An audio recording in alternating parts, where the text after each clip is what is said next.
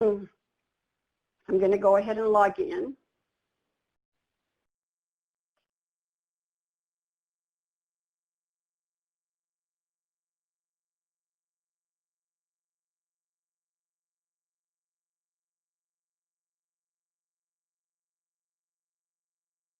Okay, so now we're in the web audit, and what we need to do is we need to upload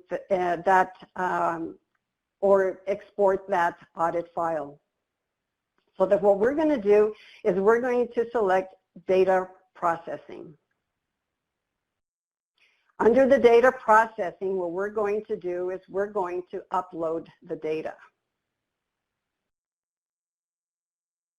Now, the first box that you see here gives you the options of either selecting an audit file or an interim file.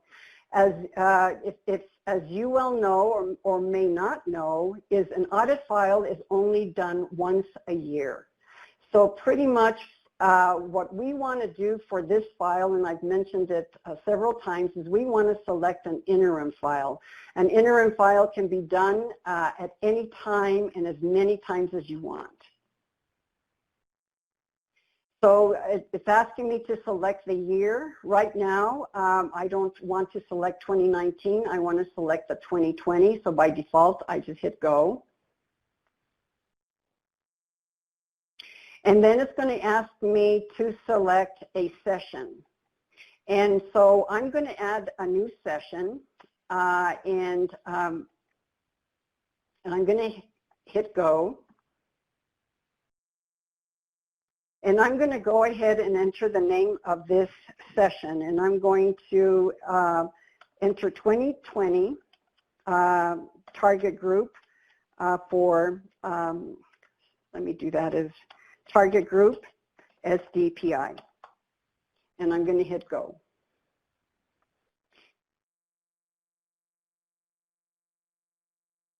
Okay, so here pretty much it's telling me that the facility has not yet been, facility information has not been entered for my interim audit.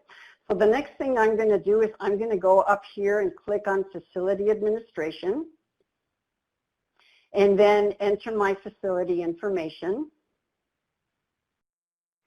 And really, if you look here, you see that it has the name of that interim session, which I named as 2020 TG-SDPI. So really what it's asking me is how many of, what's in my target group. And so pretty much here, and again, I just want to let you know, I'm going to go ahead and enter 100, okay? The file that I am going to be using is a sample file that doesn't have any patient data, and it might contain a little bit more than 100 patients. So just giving you a cue on that. So it's letting me know that my submission was successful, and that just means that that delimited file was uploaded into the web audit successfully. So then what I want to do, excuse me, is that I'm sorry. That's, let me correct myself. The submission was successful for entering the information from my facility, excuse me. So now what I need to do is I need to go up, I need to then go back and then now upload my file. So right now it's going to ask me to select what system I'm using. I just use the RPMS system, so I am going to select that and I'm going to submit. Of course, if you were using a non-RPMS system, you would actually select the option that corresponds to the system that you do use. So now it's saying, okay, I need to look for my file. So I am going to browse and select my file. And then I'm going to open and upload my file. So now, of course, this is a process where it's going and looking for that file, and hopefully it should process it in not too much time. Okay, so now it's telling me that my data file was successfully uploaded, and now it's giving me the option of going into view and edit my data. And this is something you do want to do for your interim audits. you want to go in and take a look and make sure that that file that you loaded has been uploaded. Now, notice how, again, I mentioned that I was using a sample file that contains 410 records. So your file that you will do should contain the specific amount of patients that you enter into your registry. Again, I didn't run an audit on the registry that I just created a few moments ago, and that's the reason why I have different numbers. So from here, I've just successfully loaded my interim file, and the next step is really going to be to go, you can, by using data systems, you can actually then go into your SOS system and select it. And from here, pretty much, I'm not going to go do the demonstration of pulling down that WebAudit. This is a demonstration that Melanie did in her last presentation, and so, but you get the gist of the process. So from here, pretty much, we're done. So that is how you are actually going to move that file into your SOS.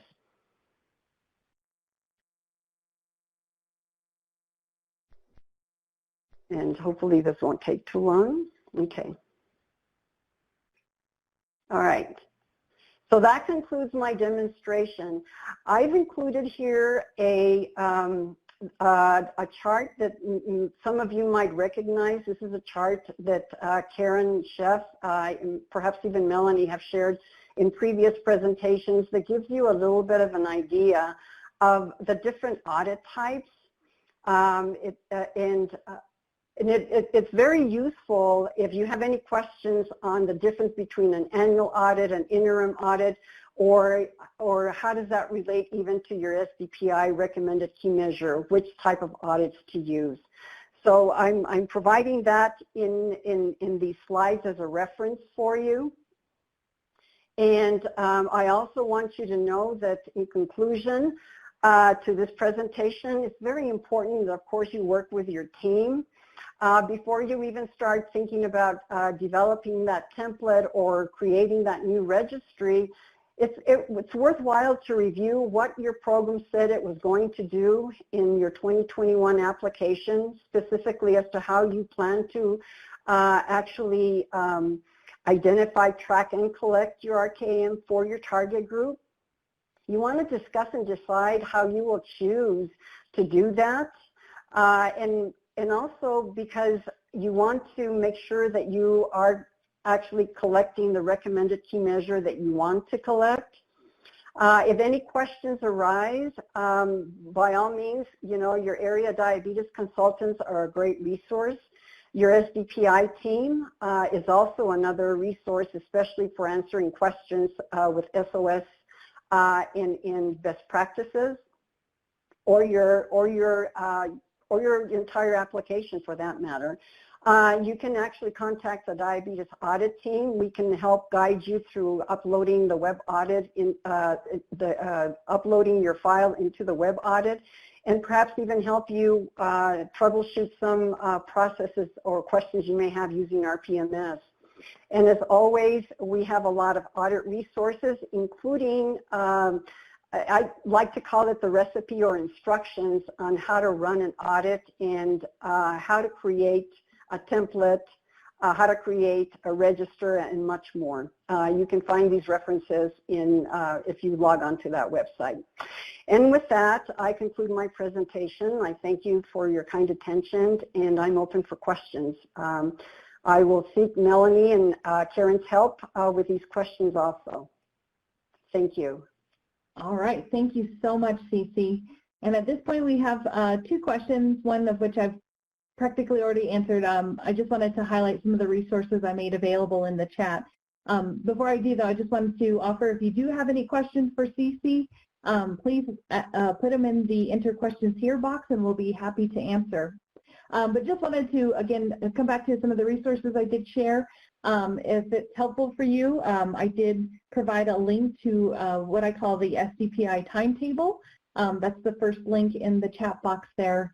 and that has some due dates and just dates to keep in mind for anticipating when certain reports and information might become available. And then if there is one thing I think that Shelby's question pointed out too is that more than one person can have access to the SOS, so if you feel it's helpful for you, you can definitely have another person review the information to register and request SOS access. And the link for that is the second link provided in that chat that's there as well. So let's go into Mary's question, and her question is, does it make sense to use patients who were referred for diabetes education as a target group, planning on using diabetes education as the required key measure? So I thought I'd start with you, CC, if you can give your thoughts on considerations or even concerns on Mary's question of to use patients who are referred for diabetes education as a target group. Thank you, Mary, for your question. You know what? If patients are referred to you for diabetes education, I'm assuming that those patients have diabetes. If those patients have diabetes, it's most likely you probably will, they are part of your catchment, they can be used as part of your target group. I think when you're actually then creating your template or your register as to, and placing these patients in there, you can actually add them on there. Yes. Great. Thank you, Cece.